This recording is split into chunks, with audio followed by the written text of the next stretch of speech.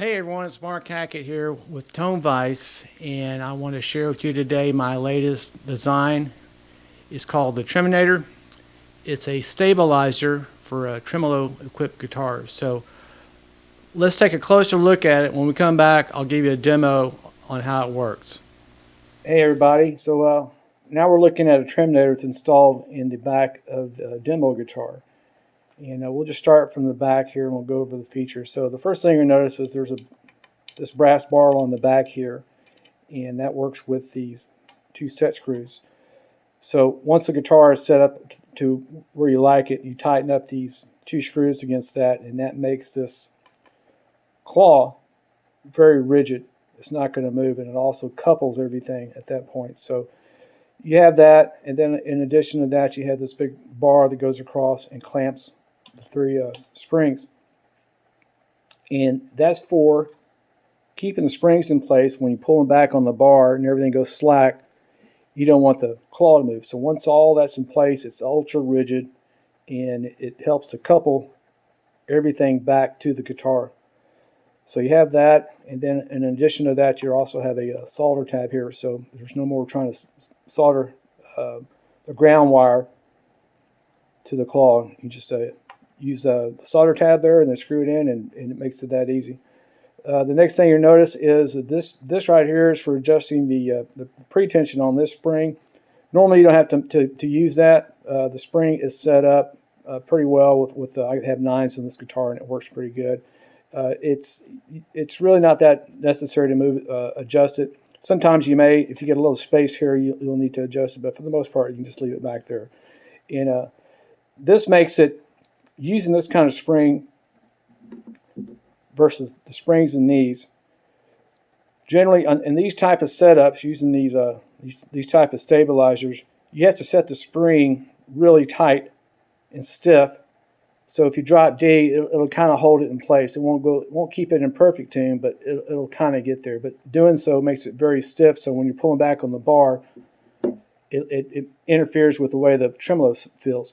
So I designed this with a smoother spring and a lighter spring, and so it doesn't interfere with the way that the trim works.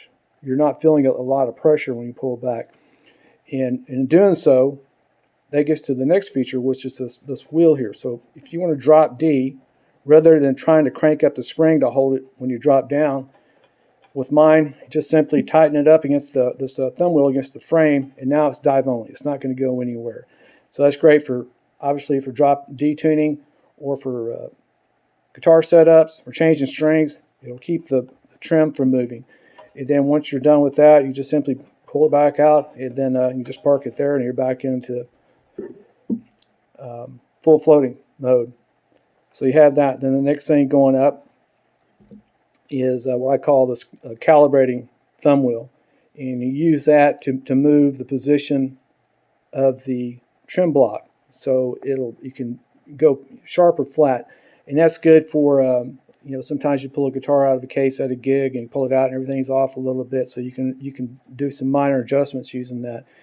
And I put this O-ring in there, and that acts like a clutch on that. See, I can turn this and both of them turn, and then once you have it in position where you like it, then that will stay in place. It's not going to vibrate and move and disturb your tuning. You'll notice it's all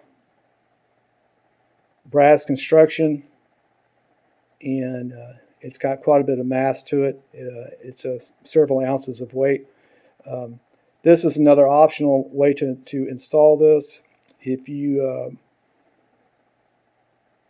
want to have access to these screws in the back, it's another way to set it up. And I'll go over more of that in the install video. The various ways, all the optional ways that you can install this for depending on your playing style. So you have all that. It's very quiet operation. It doesn't change the feel any. Something else that a lot of the other types of stabilizers have problems with is you can feel there's a notch in that center position going from up and down, and it tends to interfere with the feel of it.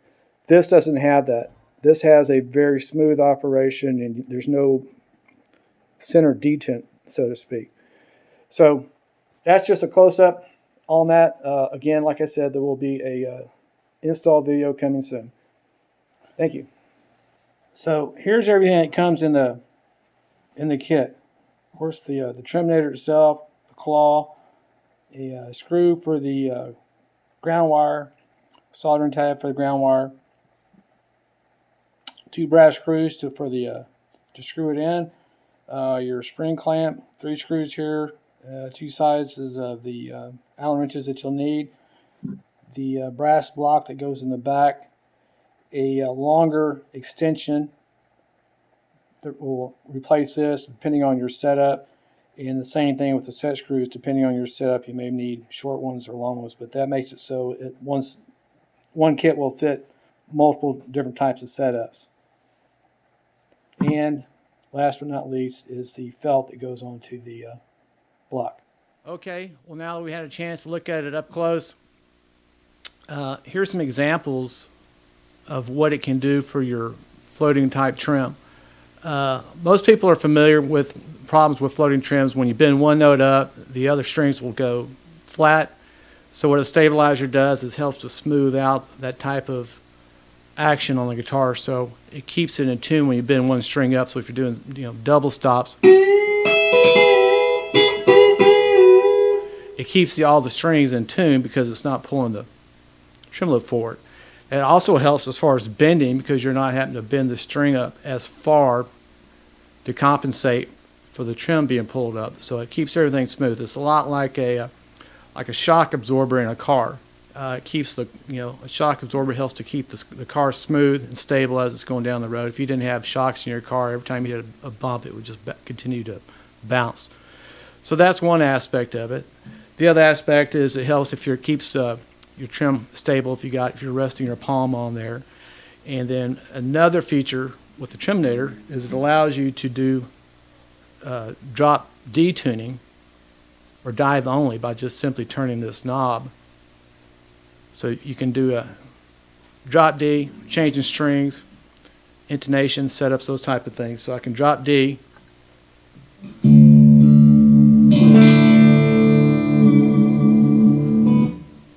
everything stays in tune. So then I go back to standard tuning, roll the thumb wheel back, and now you're back to full float.